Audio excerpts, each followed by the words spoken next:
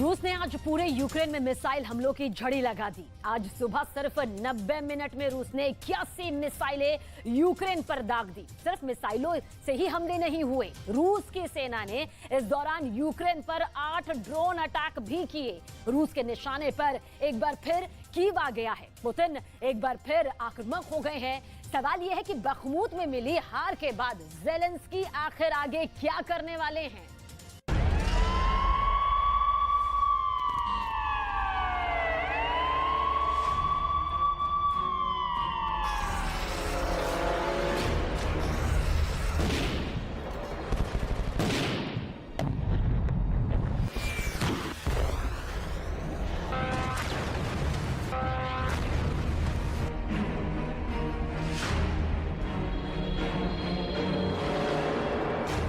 Kyiv में कलेजा चीर युद्ध फिर शुरू हो गया।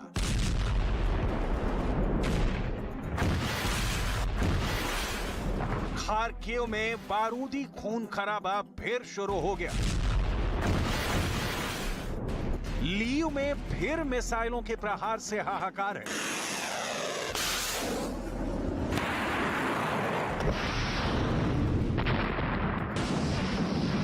ओडेसा में भी रूसी हमले ने हड़कंप मचा दिया है।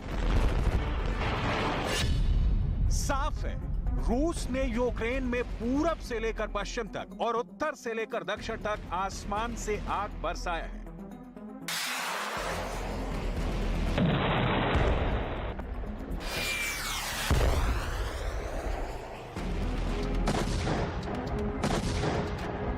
बीते 3 हफ्तों में यह यूक्रेन पर रूस का पहला बड़ा हमला है।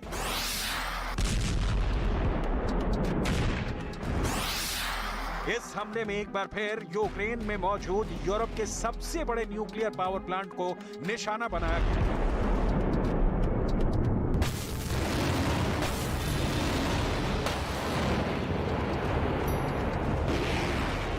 अगर न्यूक्लियर पावर प्लांट के रिएक्टर हमले की चपेट में आ जाते तो यूक्रेन समेत आधे यूरोप में रेडिएशन का तूफान आ गया रहता। ये अनहोनी कितने कम फासले से बच गए, इसे भी बताएंगे। लेकिन सबसे पहले रूस के हालिया हमले कितने बड़े और जानलेवा हैं, इसे जान लीजिए।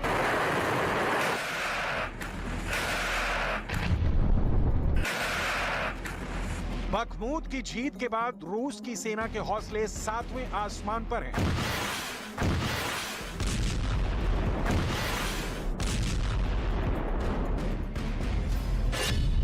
गुरुवार को तड़के सुबह सिर्फ 90 मिनट में रूस ने 81 मिसाइलें यूक्रेन पर दाग दी। सिर्फ मिसाइलों से ही हमले नहीं हुए, रूस की सेना ने इस दरमियान यूक्रेन पर 8 ड्रोन अटैक किए हैं।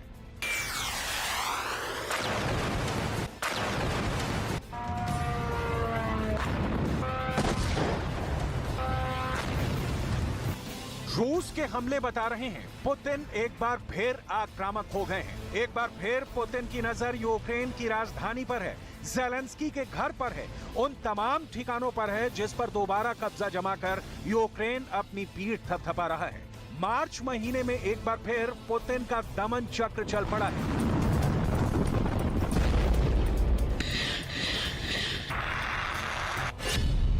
रूस ने मिसाइल हमले काला सागर में मौजूद युद्धपोत से किए हैं। काला सागर में मौजूद पनडुब्बियों से यूक्रेन पर मिसाइलें बरसी हैं। रूस के जमीन पर मौजूद मिसाइल लॉन्चरों से यूक्रेन में तबाही बरसी है।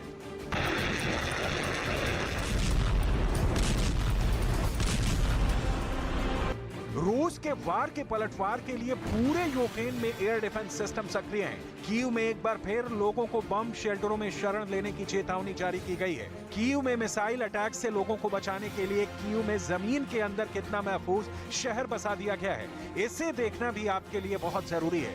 लेकिन उससे पहले रूस के हमले कीव समेत यूक्रेन के अलग अलग शहरों में तबाही का दूसरा नाम बन गए हैं। इसे देख और सुन लीजिए।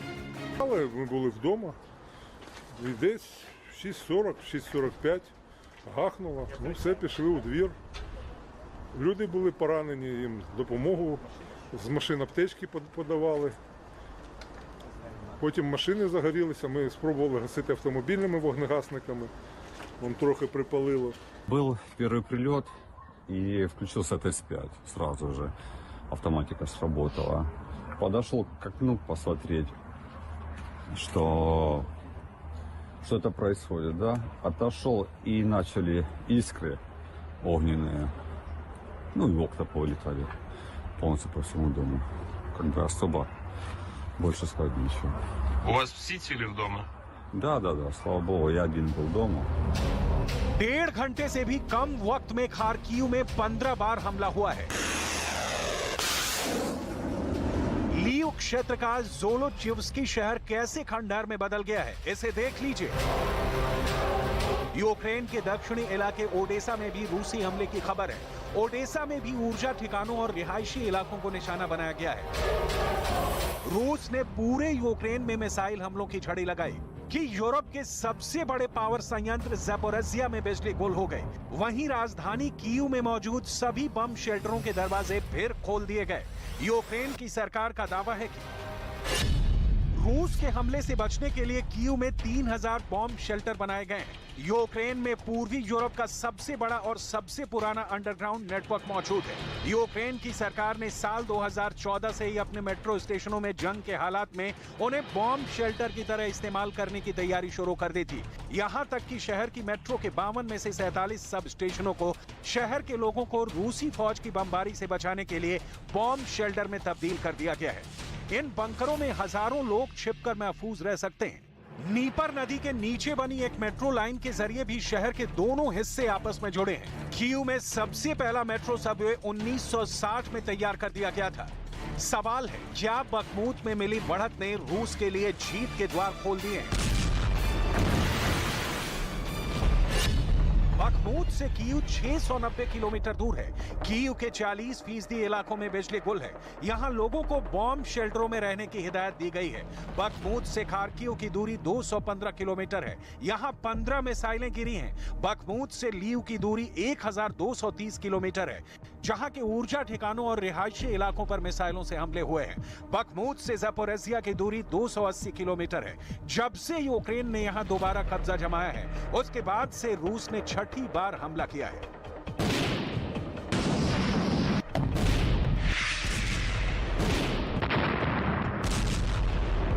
एहतियातन ज़ैपोरिज़िया न्यूक्लियर पावर प्लांट की बिजली काट दी गई है। परमाणु रिएक्टर अपने में अथाह ऊर्जा समेटे होते हैं। परमाणु विशेषज्ञों ने ज़ैपोरिज़िया परमाणु संयंत्र में हुए नुकसान को बहुत बड़ा थ्रेट बताया। Greatly concerned about the unfolding situation in and around Europe's largest nuclear power plant in Zaporizhzhia. Common sense must prevail to avoid any actions that might endanger the physical integrity, safety or security of the nuclear plant. And the facility must not be used as part of any military operation. Instead, agreement is urgently needed to establish Zaporizhzhia as purely civilian infrastructure and to ensure the safety of the area.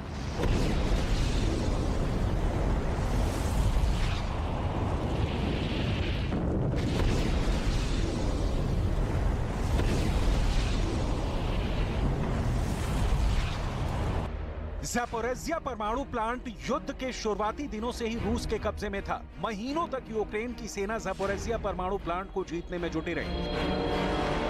लंबी लड़ाई के बाद Zelensky की सेना ने Putin की फौज को वहां से खदेड़ दिया। इस बीच 11 अगस्त को परमाणु प्लांट के दफ्तर और फायर स्टेशन पर रॉकेट से 10 हमले हुए थे। इसके बाद दोनों देशों ने एक दूसरे पर प्लांट पर हमले करने का आरोप लगाया। लेकिन परमाणु प्लांट के पास हुए इन हमलों ने पूरी दुनिया के माथे पर चिंता की लकीरें खींच दी, क्योंकि अगर ज़ैपोरिज़्ज़िया परमाणु प्लांट को नुकसान पहुंचा तो नतीजा विनाशकारी होगा।